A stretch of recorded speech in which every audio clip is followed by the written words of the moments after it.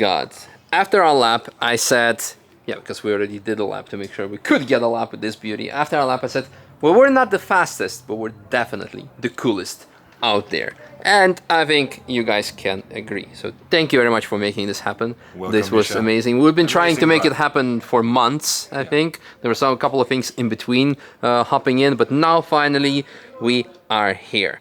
And what a beauty this is. So this is originally 1973? 72. 72 Carrera. Just Carrera or Carrera something? It's actually a 911 S. 911S, yeah. So it used to have, how many powers? 190. Which is still for 1972 quite a lot. But nowadays it has a bit more. Oh, look at that number, 901. You could almost think it's a 901 original. Anyway, we have two massive Weber carburetors, right? Yeah, correct. 46s. 46s with probably a couple of additional mods here and there that are not stuck on it. Can you give us some highlights? It gives around a little bit below 300 in the current configuration. The carbs are set up like a Carrera 6, so it gets ample amount of fuel. Yeah. It's a 3-liter base block that has been moved up to 3.4. Yeah. And it gives most of its power between 2.5 and 6,400. Well, you felt where it gives off. So, Yep. It was amazing. Very emotional. Funny thing, you told me put on your earplugs because you're gonna get deaf. So when someone says it like that, I had to happen only once, and I believe those people. So, and I love my hearing. It's already suffered quite a lot in the recent years with all the motorsport stuff. So I'm like, I'm not arguing. But at the end, I really had to take them out to feel out how it would be. All those like stickers, is this like some extra touches what you have, or they were just there from they were there when the car was supposedly delivered.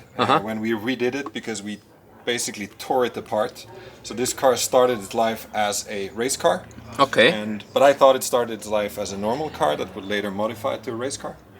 So my initial plan, before I discovered what it had done, was to turn it into a road car. But then it looks like a road car, but it's still the original race car. Wow, what a story that car has. Now, we mentioned 300 horsepower, we mentioned the age, so it's like nowadays you're not retired or a grandpa with 50 years old, but 52 years old, I think you're just like, you're probably at your prime. Did you see Hugh Jackman in New Wolverine and him at 55? Shit, if I look like this.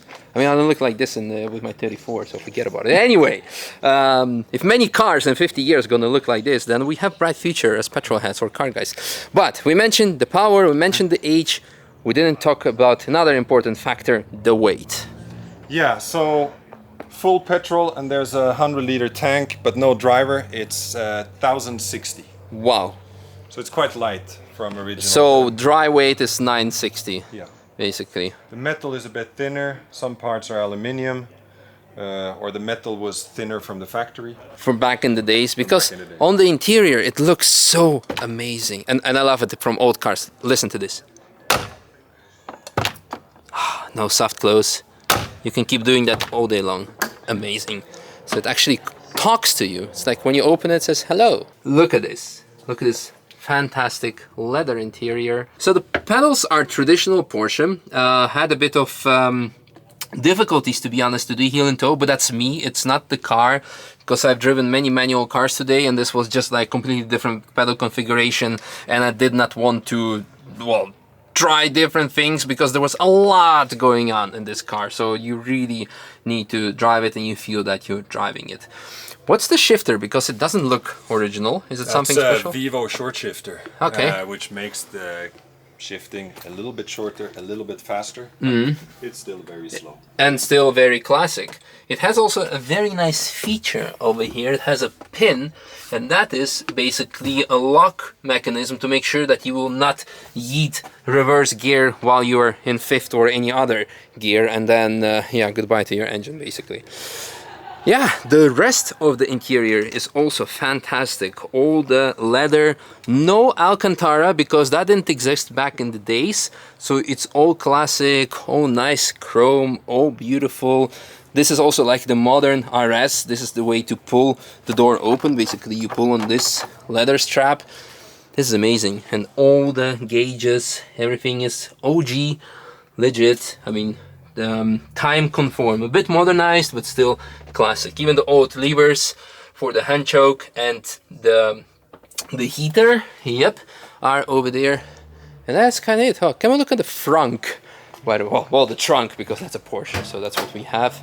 And we have basically nothing. But I'm surprised that you said that it has 100 liters of fuel in it, possibility, because even the modern one, where you need to pay extra for a 90 liters of fuel, that's a big feature. So yeah, lots of driving, lightweight battery, and everything looks brand new, pretty much. Looks fantastic. I love it. Around 10,000 kilometers now. Wow. All the uniballs, even on the sway, not the sway bars, but strut bars. Very, very cool. Another important feature we have here, Nankang CRS tires. Now, for me, this might be my favorite tire right now. I could be biased because I have a long-lasting relationship with Nankang, but everything we've seen this year so far, whether it was on a GT3 or a challenge car, the Ferrari challenge car that we had experienced, or any other car, it was fantastic. And now we actually drove a classic car, and the grip was phenomenal. I mean, you can confirm it or say if it's not. It was amazing. Yes. And it does really good to the car. So if you drive an old 911 and you want to take it fast around the car, get the Nankang CRS, because they're fantastic. They're amazing. One thing that could use a potential future upgrade, those were the brake pads, or anything related to the brakes. They were starting to get like shaky at the end. And again, since it's a classic car with no ABS, no nothing, no brake servo, I didn't want to push them beyond their limit. So, but just the fact that you don't want to go for a bigger, because then you need to replace those Fuchs wheels. But if there is any potentially different kind of system, that could be the only point of improvement if you want to make it a track car. It used to be a race car, so I think you could use it as an argument, but we didn't have anything short. Plenty of emotion. It's an absolute fantastic beast. So thank you very much for bringing this coolest car for an amazing to me. track. That was fantastic. So I guess we're gonna go enjoy a couple of more days here at the ring. Exactly. And yeah, hopefully I will see you around on the track more. And you guys enjoy an absolute beautiful symphony of this 3.4, right? Yeah. Liter flat 6, naturally aspirated, air-cooled, proper purist, air-cooled and carburetor. Mwah. One more feature that we should mention is how you can tell that it's a 1972. And I quickly interrupted you because I found it so cool. Like, no, before you start talking, please tell us. So the 1972 came with the oil filler in front and the oil tank in front of the rear axle in order to improve the weight distribution of the car. It was only there for 1 year. Okay. And then for cost reasons, they moved it back again to the original position. But it helps a little bit. Wow, tiny bits what it does. Fantastic. Yeah. Have to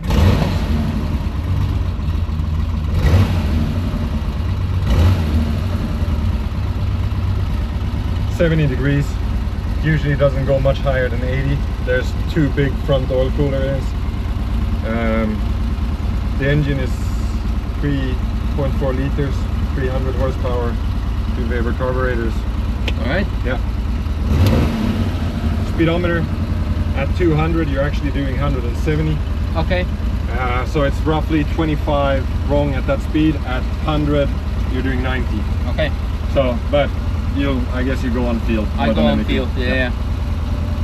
But it's good, so people who watch this, they're not gonna think that we're doing 300 kilometers per hour to a certain speed. Well, you're gonna go, I don't know, you probably get up to 220 or something. 6 gear?